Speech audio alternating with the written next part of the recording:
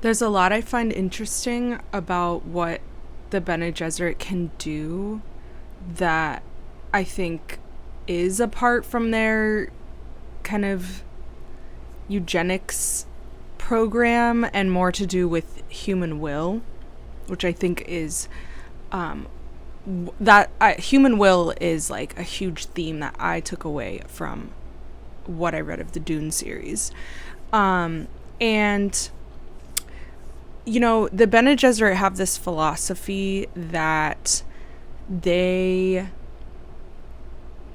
created the path that leads to whatever. Like, they're this one special boy that they're trying to make happen, and it's like part of their whole mentality that like they are the ones that took it upon themselves to create this path, like just based on their will, and the path continues because they will it.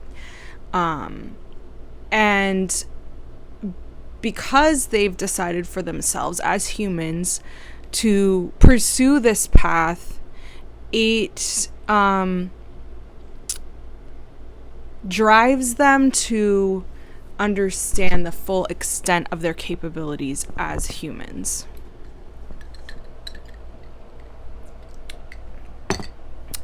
And I think that a couple of the meditations or abilities of the Bene Gesserit make a lot of sense. The thing that I think about the most is there's two instances. One, when we see Jessica and Paul get trapped under this like sand fall or something, and she has to go into this meditative state to slow down her breathing and basically like go into stasis. And she knows how to do this. She knows how to like access the state of being and supply her own human body with like chemical reactions to keep it alive, because she's took the time to study during meditation the limits of her corporeal form. And the second time is when she creates the waters of life. And they go into detail about how she has to like access the enzymes or something to change the poison to medicine. And those two instances remind me of processing emotion, following the path to process emotion, which is a path of power,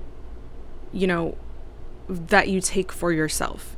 A lot of these paths have power promised at the end of them, which is a big reason that we as humans create these paths and choose to walk down them. So, the power of over your mind and your emotional state and your body all at once. When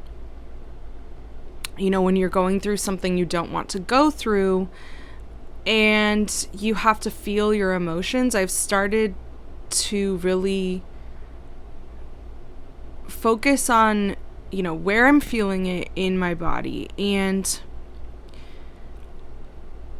feeling aware of like the cortisol that's pumping through your bloodstream because there's something going on in your life, or you're having some kind of triggered memory. And focusing on calming your breath, which slows down the bloodstream, which slows down the chemical reaction coursing through you. And it's taken me a long time of going down this path, trying to understand myself, for that to have become a realization.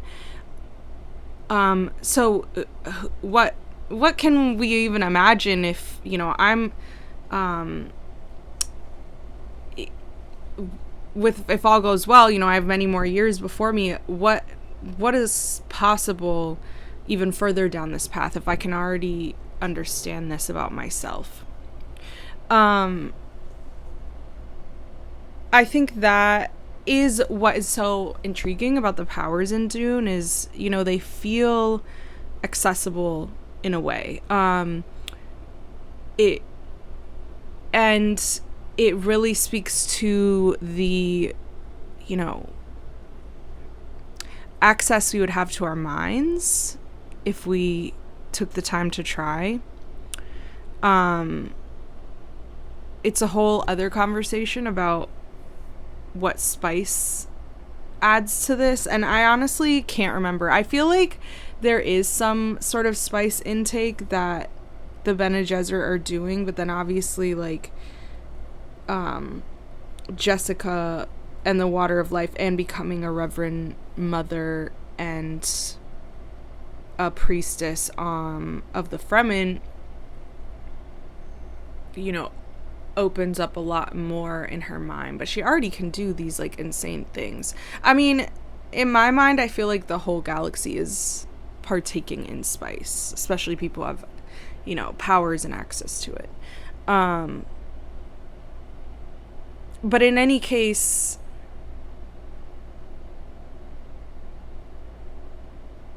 I mean, it's interesting. It does remind me of the human supercomputer in Three Body Problem.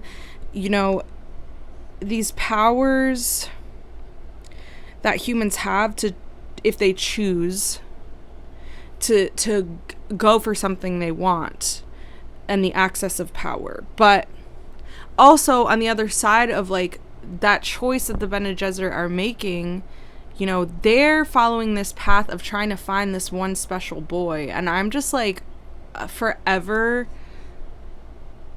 just side-eyeing that. But I do think the books are not necessarily disagreeing with that. You know, I really feel like these books are about humans' capacity to get what they want. You know, knowing what you want is like, it brings about visions of what you could do if you had it. And that, I truly believe, is like the seed of prophecy. It's based off of what we want as humans. We can't see the future unless we can envision a type of future for ourselves. And I see that theme in Dune a lot. You know, things are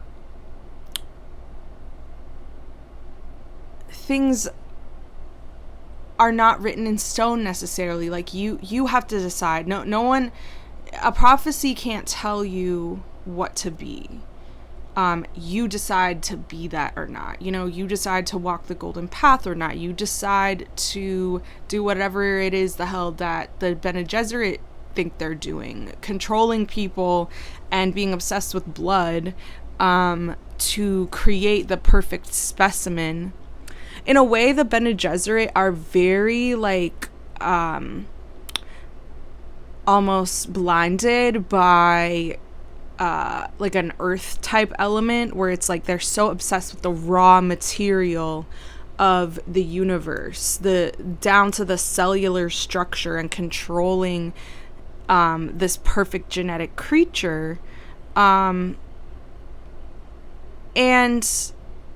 you know, but they never could actually. It was always sort of out of control. Like, Paul decided to do what Jessica decided to do what she wants. Paul decided to do what she wants. Leto decided, you know, and reached for it. And I think the thing that always really confused me in Dune is, like, you know, the golden path is being walked.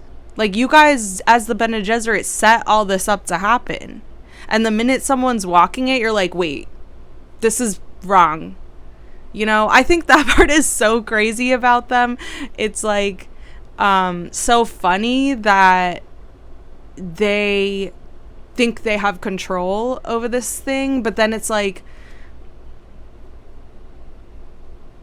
it's almost like every single Bene Gesserit has to decide for themselves if they're going to carry forward what the previous Bene Gesserit have done. And I wonder if the idea is that some of them have been bamboozled or led us astray by the abilities that they have access to, and the power that they have access to, that they're like, well, whatever, I'll just learn that it's worth it to run this genetics program, when in reality, like, your decision to follow a path, like, reveals the powers. So if you chose a different path, if you chose not to control, try to control everything and other people, maybe you wouldn't have access to those powers. But, like, at the end of the day, the things that humans are capable of doing together is an altogether different sort of power. When we stop deciding to control and walk the path of one man's vision, instead, like, we decide to understand ourselves and go deeply within ourselves so that we can connect with other people. Like, what kind of world would that create? In Dune, like, there's just this thing that I hate with the fandom, where it's like, well, we had to go with what Paul said because humanity would be destroyed anyway. And if you look at something like the Spacing Guild, it's like humanity has already been destroyed. Like, these creatures aren't really human anymore, and they've decided to change that about themselves. Like, they left the path of humanity to become this, like, alien thing. You know, maybe destruction is at the end of humanity's path. Maybe things do die. You know, is it worth it to preserve something by killing it? And by committing acts of violence? I feel so strongly about that. And I kind of feel like these books are saying that.